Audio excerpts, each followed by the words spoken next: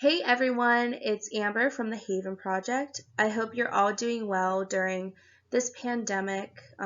Make sure you're staying healthy, make sure you're staying safe. And if you have a love life, this can add a whole other layer of stress onto this. So today I'm going to be sharing with you some quarantine relationship tips, whether you are living with your partner currently or if you're spending time apart. So if you are cohabitating with your partner, try not to create conflicts from personal stress. Like I said, this is a very stressful time right now. There's a lot of uncertainty of the future.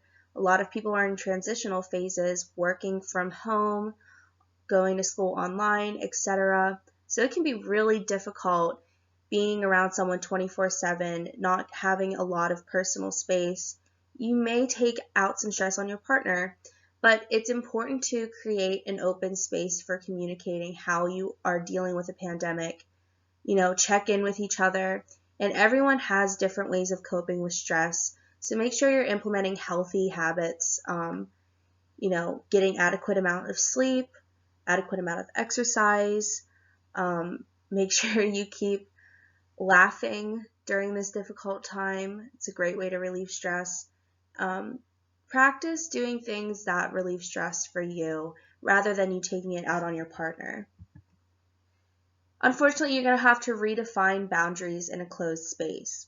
So try to mimic what your life looks like outside of the pandemic in your relationship. If you work separately at different jobs, try to work in separate rooms. If this isn't feasible in your space and you have to work in a shared space, be very respectful and mindful of your partner. Wear headphones if you're listening to media or music or videos or anything like that. And if your partner's in a meeting, make sure you're keeping quiet. Please spend time alone.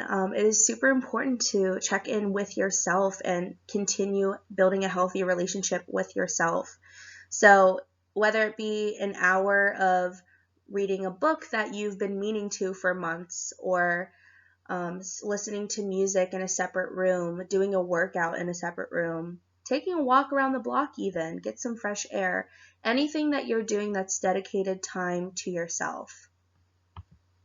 But it's also important to dedicate time to each other formally. So still go on dates. I know it can be routine to sit down and watch Netflix after a long day of working online, but you want to try to mimic a life that you had outside of the pandemic.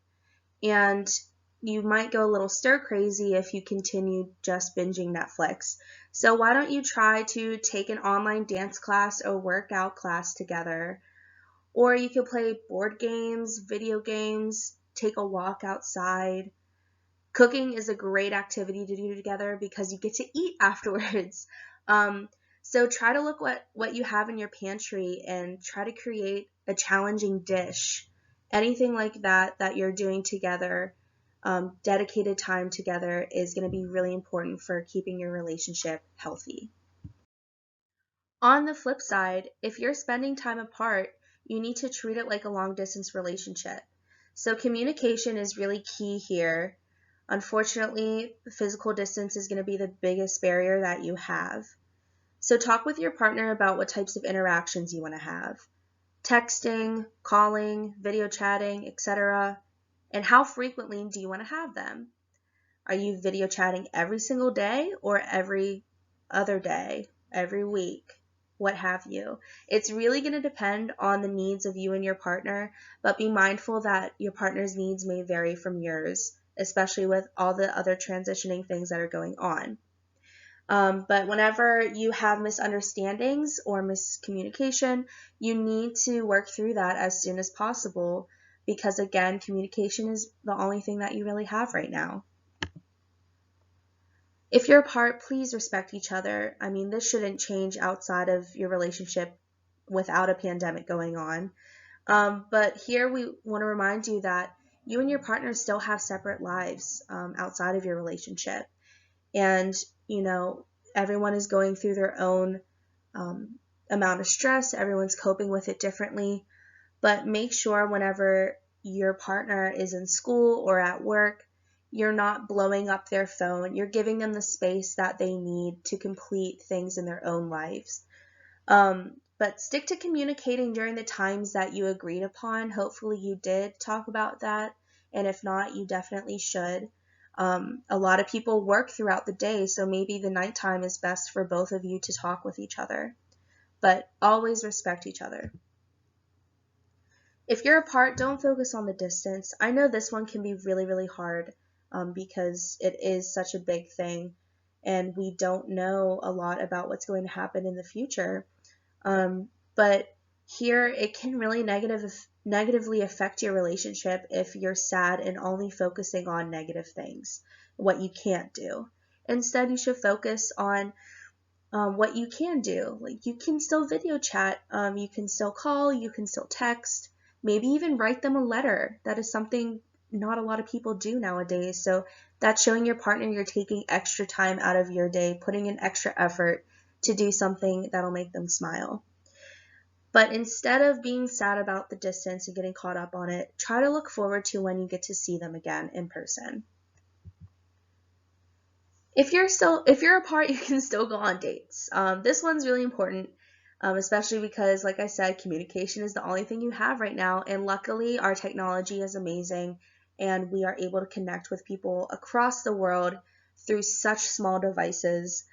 You can now do Netflix parties. I don't know if any other streaming services have anything similar to that, but you can FaceTime each other while watching Hulu or HBO, what other streaming services there are. You can FaceTime each other whenever you're cooking or eating dinner. You know, it simulates having dinner with them still, but anything that sets aside time for you and your partner. Again, you still want to make sure you're dedicating time to your relationship and focusing on your relationship when you're able to, so that it is still healthy. You're still checking in on each other, and you're still able to enjoy your time together, even though you're apart. So thank you for listening. I hope you enjoyed that. If it helped you, let me know. If you have any tips on how you're dealing with your relationship during such a stressful time, leave them below in the comments. We'd love to hear from you. Again, this is from the Haven Project. Here's our contact information.